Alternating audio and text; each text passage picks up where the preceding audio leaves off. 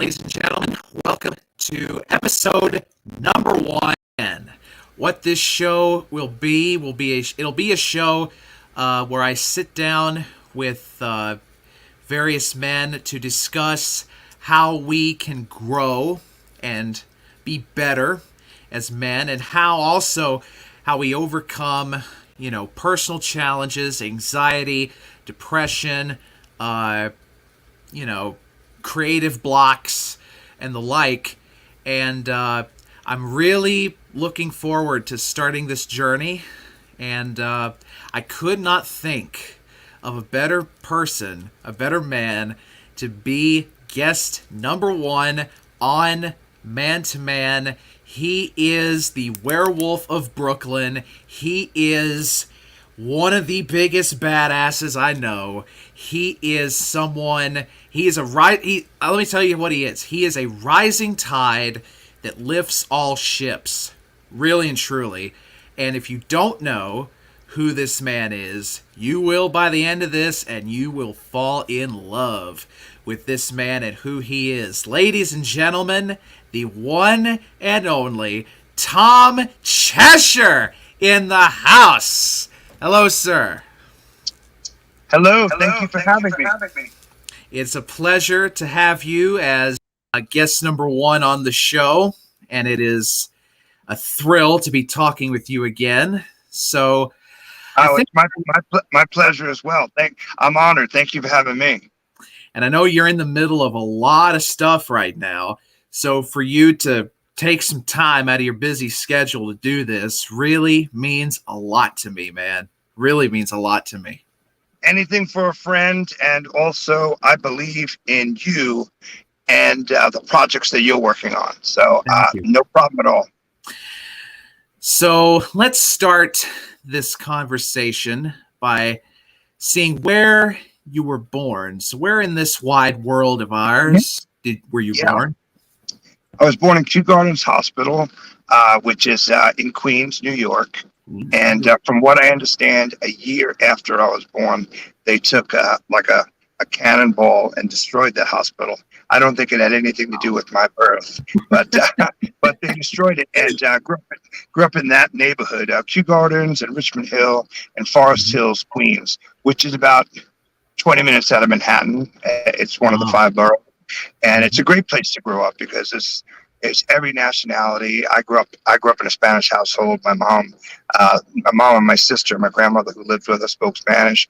There were so many different colors and nationalities, different races on our block and in our neighborhood. So it was a great way to grow up because you were just given open-mindedness was put into you,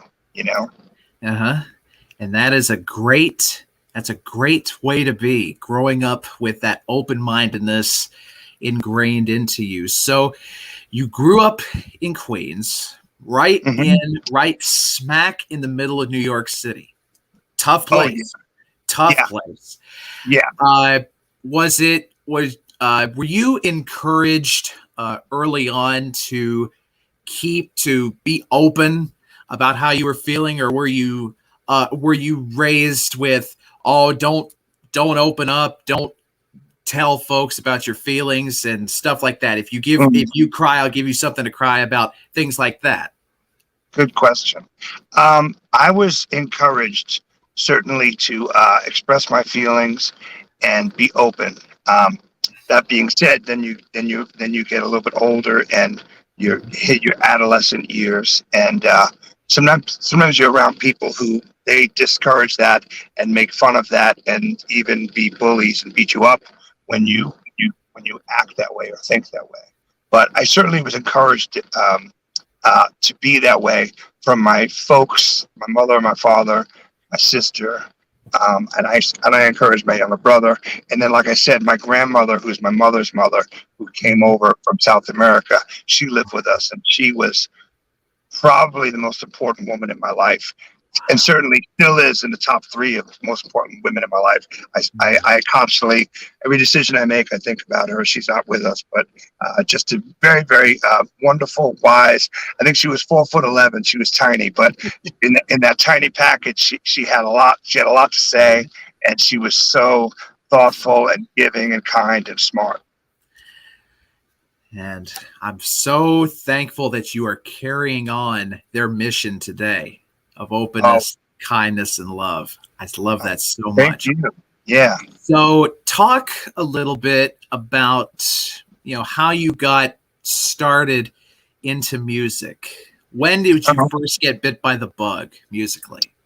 Well, I took lessons of many different instruments as a kid, but again, afraid what people thought, which is terrible, and kids kind of making fun of you if you had an instrument at that time. I stopped playing and I got into sports, which sports is still wonderful. I mean, doing anything productive or creative is wonderful. But then I really became a fan first. Music, I knew for the rest of my life it would save me and change me and rearrange me. So I became the biggest fan. I loved music so much. And then I guess there was just this natural progression. So here I played instruments when I was a kid and stopped. And then I became the biggest fan ever. And I started meeting friends and people who were like-minded, like myself. And, who said, hey, you got a small drum kit. I have a bass. Let's make some noise. And we really did create these art projects and these musical projects and these band projects. They weren't very good, but expressing ourselves meant so much. And it was this whole new complete high, and that's what got me going down the road that I guess I'm at right now. I mean, I'm outside of Edu about to play a show right now. Yep. So that's wonderful, and I'm grateful for that. And how great is it to meet people, boys and girls, when you're young, and then have these like-minded thoughts and be like, let's write a song together. Let's put out a 7-inch. Let's put out a tape. Let's make a T-shirt that says something positive on it. So grateful for all of that. But that is what most definitely made things snowball. You mentioned that fear of folks making fun of you for playing an instrument. Like, how long did it take for you to shake that in your life, or is it still with you in a sense today? Well, I mean, I'm still fearful, but I think a little bit of fear is healthy. I'm a big fan of putting myself in positions and situations that I'm not completely comfortable with, because we're always trying to make ourselves a better human every day, a better performer every day. So I still have fear. I mean, the first few minutes are always nerve-wracking and scary, but I would say it was a good number of years. So let's say I put down, tap shoes and the guitar and the piano lessons at 13, because I was getting beat up or scared to get beat up. Let's say 14 or 15, I fell in love with playing baseball. I grew up in Queens. I wanted to play second base for the Mets. And then let's say 16, 17, I have my first girlfriend and I go to my first concert and I decide I love music. So I stopped playing sports, and I am 100%. My life is around music. Like, whether it's a party, a listening party, going to a show, buying records with your best friend and listening to them. But probably several years into that, you become 18, 19, 20, started making noise, but still was scared to tell people. So I probably wasn't comfortable and proud of a song. Like I could walk away and leave it playing and say to you, hey, tell me what you think of this, and not say I did it. Walk away and maybe go hang out and have a cup of coffee, come back, and I see you smile. I go, yeah, you like that? I did that. That might have taken another 7 years. So maybe 24 years old, 25 years old. So, and it was a legitimate fear, because I've always thought there's always going to be someone out there who's smarter than you, always be someone out there certainly who's richer than you, always somebody out there who's better at what you're doing than you. And I'm an insecure guy. You mentioned depression. I face that still. It took a long time for I could say, yes, that's me. Now I have enough confidence, and I've put out, a lot of records, and I write, and I love the idea of it. I know it's so healthy to do it. It's good for your brain. It's good for your heart. It's like listening. It's like sleeping next to a waterfall. It's that healthy for you. The sounds that you're putting out there and that you're listening. And I just know it's good for your brain and your heart and your soul. Now, I don't care if anyone likes it or not, because I know I've done something good, and I'm like, man, this is great. I'm a good person. I'm a good son, and I like the songs, that I'm writing, and that I'm writing, and that's tremendous as well, Jonathan. Like, it's so important for you to like these songs and believe in them. Then you can walk away and say, hey, what do you guys think? Yeah. How have you used your music to channel out some of that depression and anxiety? And is there any songs in particular that you've written about those subjects? Yeah, I mean, for sure. The song "Another Day," which came out on, it was the opening song of the last Western Motel album. Mm-hmm. Bad with Names, Good with Faces. And, I always try to write from the heart, real beliefs and real close to real things that have happened to me, try to make them autobiographical. But I also don't want to take myself so seriously. So I have no problem making fun of myself. But, the opening line to that record, the opening line to that song and that record is, it's to me, I'm a big fan of the 1-2 punch. If you can do that with a song, and the opening line is, "We had fun, then the tank got low." And I've had so many people reach out, like, "What does that mean?" And I'm like, "Is that a drug reference? You ran out of drugs?" And I said, it could mean anything you want, but for me, actually, when I wrote it, we were high on life and on love, and picture a tank that has helium. Well, this tank had fun and love in it. Well, it ran out. And then she looked at me and she ran out. And it was a dark time, Now I love the song and I love the opening line. I always love the opening line because I'm proud of it. And I love that people have questioned it and everyone tries to figure out their own meaning behind it, But now I really love it, and it's easy to sing, and I'm proud of it because I'm a fan also of, no matter what we go through, you fall down, you get back up, you wipe the stuff off the shoulders, off the pants, whatever it is, and walks, taller and stronger than ever. And I know for a fact that I am doing that these days, So, but that was that. When I remember when I wrote that line, I don't even know how it came to me. Sometimes I think these lines we don't write, and they just come to us, or they write themselves, or they come out of the ether, But I was like, we had fun, then the tank got low. She finally had to let me go. And like, that's it, And, but it certainly was a very truthful line and a time of, darkness, and I don't have anything close to that depression these days. I do face depression, but they're in small spurts these days, and I have new exercises to beat them and overcome them. And they are mantras, and they're pieces of meditation, and they're going for long walks and hikes and jogs, and sometimes taking a nap and dreaming myself into a better place or a pretty place.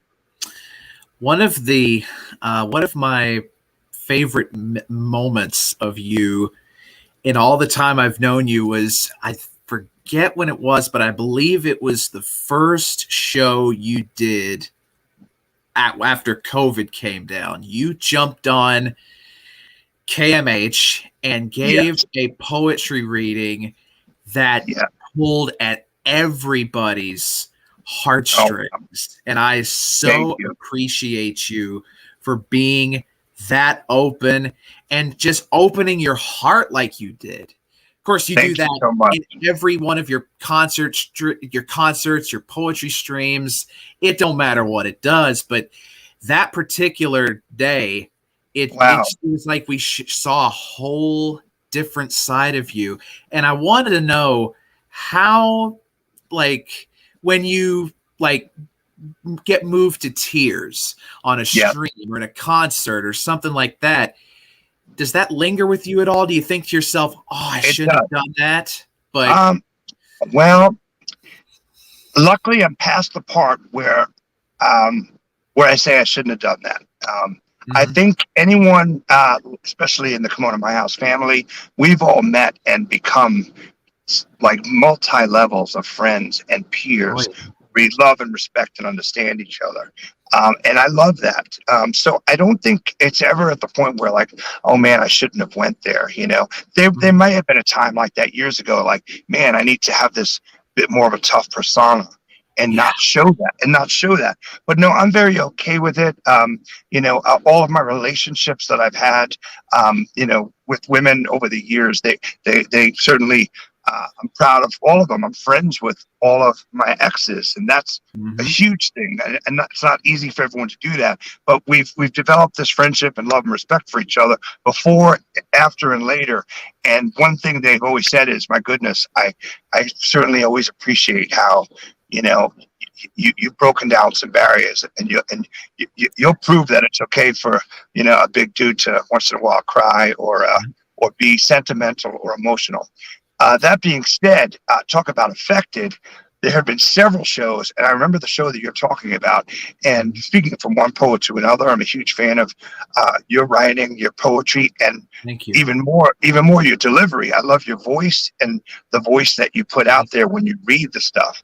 But there have been several times, and that time in particular that you're talking about, that I turned off, the finish button to the live stream. you. Mhm. And I look at my friend who's with me, and he was like, "Wow, that was good." And I'm like, throwing water on my face. Someone give me a glass of wine. Someone give me a glass of water. Someone throw water on my face. Like, I'm shook up, and I went to a place reading it where I was overcome by some emotions, Mhm. and also old emotions, because some of those poems might be 9 or 10 years old, written Mhm. at a time that now seems like two lifetimes ago. But I wasn't in a good place, and one word just what took me, and I'm like, whoa, and I'm all shook up, you know. I'm genuinely curious to see if that'll be me in 5 or 10 years, because a lot of the Oh, pieces that I've written over really the last 3 or 4 years, I've really dove into writing poetry. I've wrote a lot of those in not so good mindsets, not so good places in right. my life. And I'm genuinely curious to see if like I say, if I go back 5, 10 years, I will Well, have that. I think I've become a decent judge of character, Mhm. as with people that you interact with as friends, but then also people that you work with as artists. And I know that you're sentimental about all the right things. You seem to love all the right things, and you also seem to hate all the right things, like the bad stuff. So Mhm. I have a strong feeling when you revisit these poems, which is a lot of fun, and it's also healthy to do as an artist and a writer, because you also, as you're reading it, you might be like, man, I wouldn't have said adjourn there. I wouldn't have said this there. Like, Yeah. it's funny, you'll dissect these things as you're reading them and say, man, I'm a much better speaker now, or I could deliver this better now. But I think, from what I know of you, Jonathan, that you will, and there's nothing wrong with that. Revisiting old feelings and emotions, I don't think is bad. I think it's a good thing. Revisiting anger and regrets, and if something brings up this ugly feeling in you, I don't think that's good, because that's toxic, and nothing beautiful or creative is going to come out of you from that. And also, your day will be ruined, and also anyone Mhm. next to you, you might ruin their day. And we never want to do that to you never want to do that to ourselves, or people, or anybody else. Mhm. So, how, let's say, let's go back to when you were, let's say, 20, 25 years old. Okay. What advice would you give that iteration of yourself now that you're I don't want to disclose your age or anything like that, but No, you just can. I'm 51 years young, 51 and years old. age ain't nothing but a number. I feel better than ever. I look all right. No, it really is. I mean, I There's no problem admitting that. I also am pretty immature. I act like I'm still 25. That is such a good question, Mr. Phipps. And I have 10 answers and I have 0 answers. One is, oh, goodness, I would say immediately start taking the craft more seriously.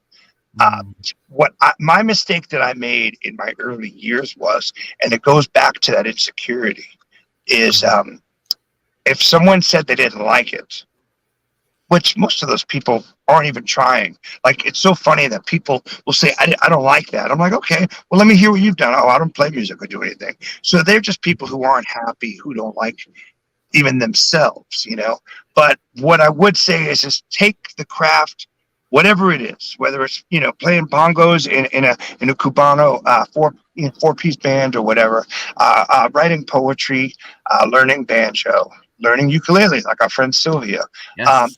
Take it seriously immediately, because what I did is, and like I said, it goes back to that insecurity. When someone said they didn't like it, I'd be like, oh yeah, I don't take it seriously anyway. And or I would have a fallback, or I'd be like, oh, I was drunk when I wrote it, and I'm thinking, well, there's these wonderful drunk poets and writers that we've heard about in college that make these things romantic, But I'm not Shane MacGowan from the Pogues, and I'm not Charles Bukowski, So why am I even saying that? But I'd be like, oh, I was drunk when I wrote it. And my thought process was, well, if someone likes it, they're gonna be like, oh, he's cool. He was drunk when he wrote it. If someone doesn't like it, they're not gonna take me seriously. I wish I would have been like, okay, what don't you like about it? And most of the time you're gonna find out, like I said, they're just people who don't like themselves, who aren't being creative anyway. But I would have just tried to immediately said, okay, well, let me fix this. Let me make this better. And I think the songs that I'm really proud of when I started writing in my mid-30s, I probably would have been writing a year or 2 later. The other thing that I would suggest to myself or anybody, and I've heard this from bands that I like over the years that have had, let's say, 15 members, and because things change, and they've said, come up with your identity as a writer, whether it's your name or your initials or a band name, and stick with that and try to put out as much as you can under that name. Because let's say you start this band. A band is like a marriage. When bands break up, it's a sad time. I'm sure you've heard people talk about it. I've been in 3 or 4 bands that I love to death, and when they break up, it's not the best feeling. And you see that person around town, and you don't want to really talk to them. And then it takes 2 years, and then you bump into them, and you have a beer, and you go, "Hey, we're pretty good. I wish we would have stuck it out." But like, stick to this one thing that you're doing, and even if a band member leaves, keep that project name. You know what I mean? And try to put out this massive body of work under that name. Cool. So we're sneaking up on the end of this. We have a hard out at 4:30, but I just want to get your opinion on this, because I know you've posted a little bit about reviews in the past, and I'm not going to name any names. I'm not going to name any names, and I'm not going to reference any pictures that might have El Caminos on blocks to go with them. But how do you handle like a lukewarm review or a bad review? Does it impact you as much now as it did, say, 20, 25 years ago? It doesn't. And I shouldn't have let them bother me then, because I've said to young artists that have asked me for advice, writing a record, Jay Thompson, I've become a huge fan of his, and I can't wait to hear what he's done. You, Renée Yaworsky, I love what you do and can't wait to hear what you put out. But, writing a record, going through everything you have to record it and document it and create it, then getting in the studio and then putting it out on CD or vinyl or tape or even a digital platform. That is such a huge amount of work, and anyone who does that should be applauded, because that's so much cooler than them hanging around doing nothing and smoking cigarettes and gossiping and complaining about people. That being said, I should have, when I got bad reviews, been like, hey, I'm really proud I did it. But there were times that I've gotten bad reviews that it stuck with me. And again, it's that insecurity and that depression and just not, I guess, it would be lack of confidence, that it would just mess me up so much. Now, it's wonderful to get a good review, but I also kind of look at people who write reviews like, are they musicians? I mean, I've met a few that are musicians and that are really great fans and have given some good input on it. But a lot of them weren't even in cover bands, in high school or college, So I've gotten some good reviews. I love those. I've gotten some bad ones. I don't let them bother me. I'm still going to keep on putting out new music. I think that's what you're supposed to do. I think Miles Davis said when they asked him why he stopped, why he was writing all those new songs, and he said it's because he was tired of the old ones. I think if you're going throughout your day and you bump into someone and it clicks and it reminds me of your mom or an ex, partner or a brother or something growing up, I think we go through a million thoughts in our brains a day. And a few of those touch our hearts, and we'd be doing ourselves a disservice if we didn't grab a napkin and write those ideas down and turn them into something.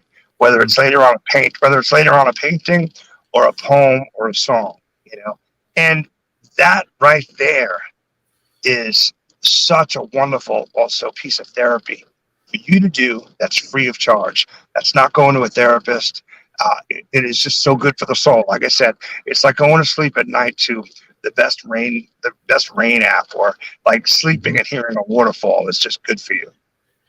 So one thing more, and then we will close. Whatever you need. What piece of advice would you give to someone who is just starting their journey to try and be better, whether it be a better musician or just a better person, being more loving, etc.? Well, what's funny? I was a big brother many years ago to a young man, and we recently reconnected, and he's such a great kid, although he's in his mid-20s now. But he was teaching me some things accidentally over coffee. And I was like, if I knew these things that you know now, then it's unbelievable.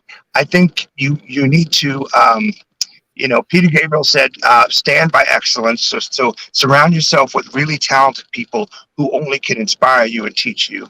And surround yourself with really great people, even if it's just two or three, and distance yourself from people who are negative, who are toxic, who aren't going to help you try to make yourself a better human or musician.